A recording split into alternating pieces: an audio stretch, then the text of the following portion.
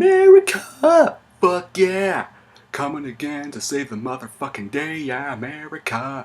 Fuck yeah! Freedom is the only way, yeah, terrorists, your game is through. Cause now you have to answer to America! Fuck yeah! So, and my old America! Fuck yeah! What you gonna do when we come for you now? It's a dream to be yourself. It's the home the fun tomorrow. Fuck yeah! Sorry.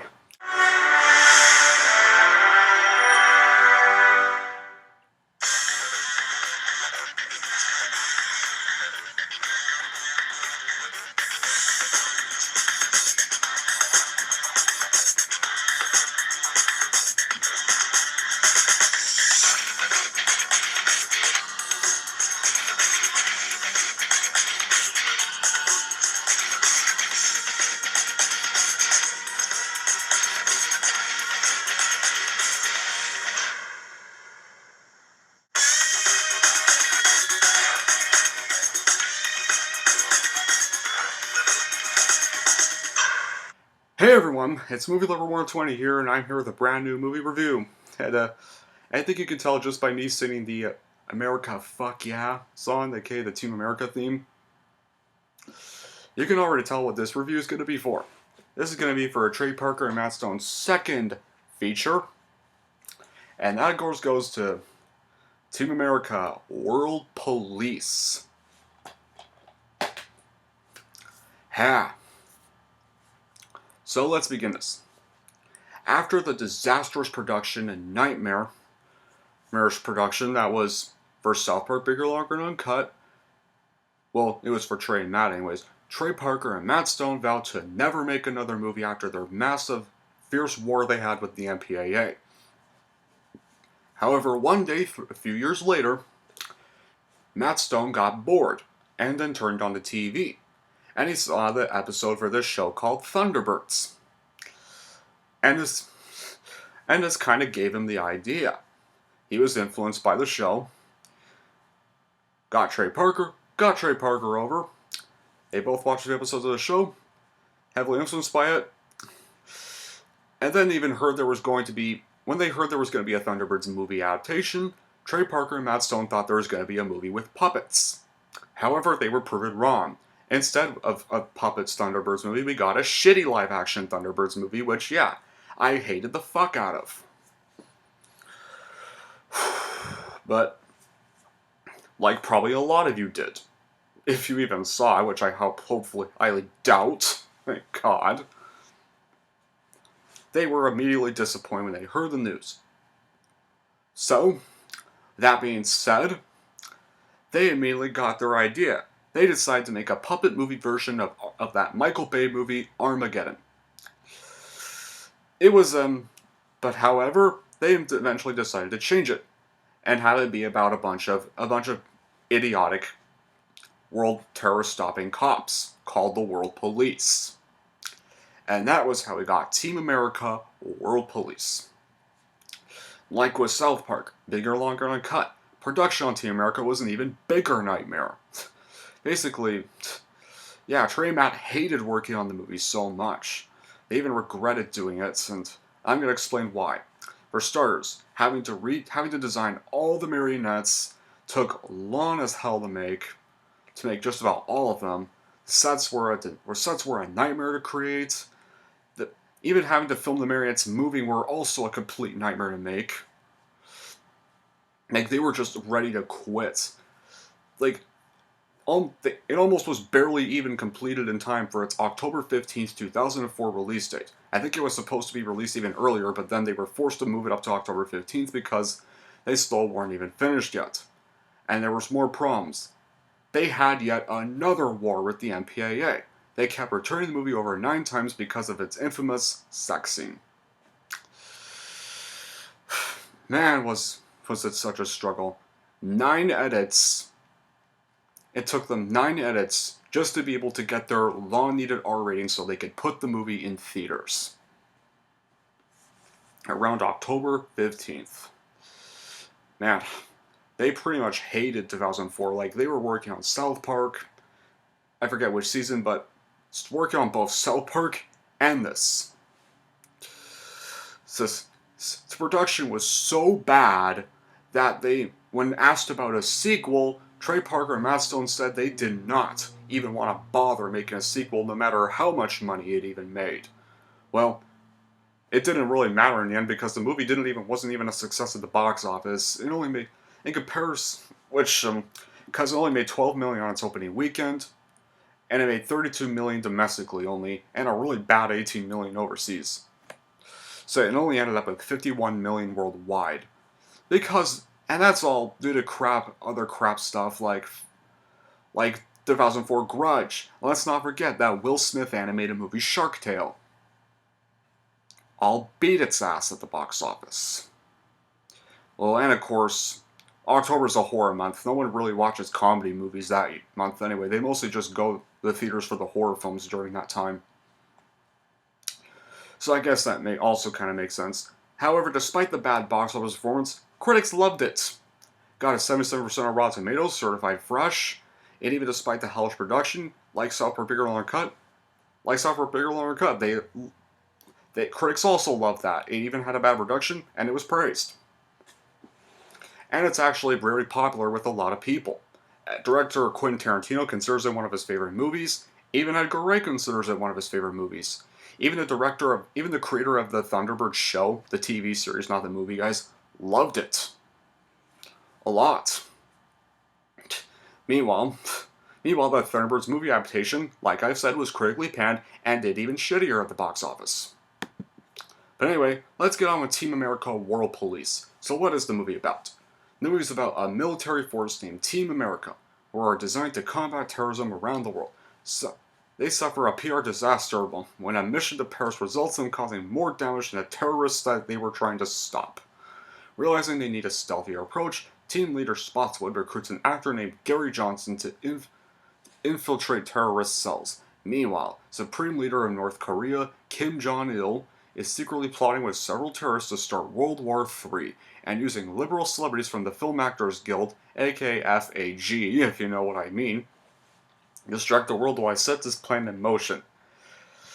Man, the Film Actors Guild consists of so many actors they mock, like Alec Baldwin and a few others, and let's not forget the other one I remember, Matt Damon.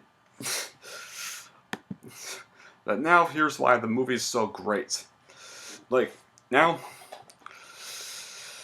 impressive model and puppetry work, great soundtrack, most notably the film's theme song, which I was singing at the beginning, some good action sequences, especially considering that they're done with puppets, and let's not forget, the puppet sex scene is just so over the top stupid, it's hilarious, and this was the scene that caused them all the MPAA struggles. Now, as you can see, yes, this is the unrated version. This is kind of the only version you can find just about anywhere if you ever want to add the movie to your collection. The theatrical cut is pretty much impossible for just about anybody to find. But it's not really much. Well, then again, there's not really anything different. It's just a minute longer, really. It's kind of just the same runtime theatrical cut. It just features the unedited sex scene that they had to edit, so it's not really anything different apart from that. So, still kind of the same version, really, so it's not really much of a point to compare the two. Despite the obviously wacky and silly nature of the film, most of the Team America members actually have pretty well developed backstories and character growth during this story, especially like Gary Johnson. Whose brother got attacked by the ape. He's that Broadway actor, and he usually just tries to now undergo acting because acting got his brother killed, and it makes fun of a lot of 80s action cliches and skewers both George W. Bush's handling of the War of Terror, especially like the invasion of Iraq, and the liberal celebrities who repeatedly criticize him in equal measure, and makes good arguments against the positions of both. Kim Jong-il this version is like Saddam Hussein from South Park Bigger Longer Cut. Great example of how to really make fun of an insane real-life dictator and a psychopath. And let's not forget one of the best speeches in movies history. 3 kinds of people: dicks, pussies, and assholes. Which say that, basically they said that the pussies who are liberals, by the way, cannot be trusted to stand up to assholes, terrorists, and dictators, and that only dicks, conservatives, and libertarians are really capable of defending the world. Allied pussies are still needed to keep them in check. Regardless of whether or not I agree with the speech's political message, the way it's delivered is still incredibly funny, especially from that drunk in the bar. And it gets delivered again by Gary Johnson near the end of the movie. And I'm not going to say the whole speech because it's a little bit too vulgar. So let's not make this too vulgar, guys. The film's overall message about you ultimately need to defend yourself, even if it makes you look like a jerk. I'll bet you need to exercise some restraint in doing so. It's still a relevant one today. And despite being a puppet movie, these special effects are spectacular, due to puppetry allowing it to be done with a lower budget than usual. Now, yeah, still very phenomenal stuff. However, there is a bad side. It's not as good as South Park Bigger, Longer, and Uncut. I still prefer that movie. While this is still a good movie, South Park is still way better, and I'm going to get to why. Like, the film does feel a little dated in certain ways, most notably by using Kim Jong-il as the main villain, because the son Kim Jong-un has since succeeded him following his death, and he proves to be a far more reckless and unpredictable leader than his father ever was, making the film's depiction actually seem kind of mild by comparison. Thankfully, however, 10 years after this movie, another certain common movie that would be done by Seth Rogen and James Franco, The Interview, actually did a similar plot to this movie where they have to assassinate Kim Jong-un. Well, two idiots that Rogen and Franco play have to assassinate Kim Jong-un. So yeah, a few jokes involve political figures who modern audiences might not even recognize, like Hans Blix, who isn't really well known by the world, which might cause the jokes to go over their heads, well, viewers' heads anyways. And I mean adult viewers' heads, because this is not a kids' movie at all. Like, when I was younger, I was never allowed anywhere near this film. No. Even through middle school, makes sense, and even through high school, I still wasn't allowed to watch the film, because apparently it was that vulgar. However, I was finally allowed to watch the film once I had graduated high school. Like I'll say, it's not really that. I don't think it's too vulgar. I mean, there's still a lot of curse words, and puppet sex scene is still pretty raunchy, but not too raunchy compared to another animated movie, R-rated animated movie that was done by Seth Rogen, that I will review too. I think you know the title of the one I'm talking about, but anyway, we're talking about Team America. It's not as, that's kind of the bad part. It's not quite as funny as South Park. South Park is a little bit funnier. So it can get kind of a bit off pace and slow at times, but eventually it does kind of start to pick up, and thankfully still a few funny moments in here, and there's still a few intelligent moments in here, though not as much intelligent stuff as, let's say, South Park Bigger, Longer, and Uncut had. They did the intelligent stuff in that movie better. Although, all in all, despite this, I think this is still a great film. It's still one of my favorite movies of all time. One of my favorite comedy movies of all time, and if you are 18 years and up, yeah, I am going to say that. If you are 18 and older, definitely give this a watch. If you're under 18, wait. Please. Well, now, anyway, here's how I'm going to rank Team America World Police. I'm going to give Team America World Police an 8 out of 10. And there we go. Now I've reviewed both Trey Parker and Matt Stone films.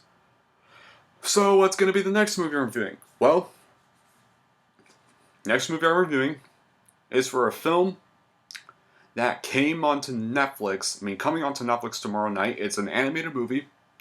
One that's actually coming out in 2021 from Sony. It was supposed to go to theaters last year, but we all know because of COVID it got delayed. Got known to an unspecified release date. And then got picked up by Netflix. Yes, I am going to be reviewing Mitchells vs. the Machines tomorrow night. But, anyway, that'll be your first video. Thank y'all for watching. And if you like this and want to see more, then don't forget to like and subscribe to Movie Lover 120. fuck yeah.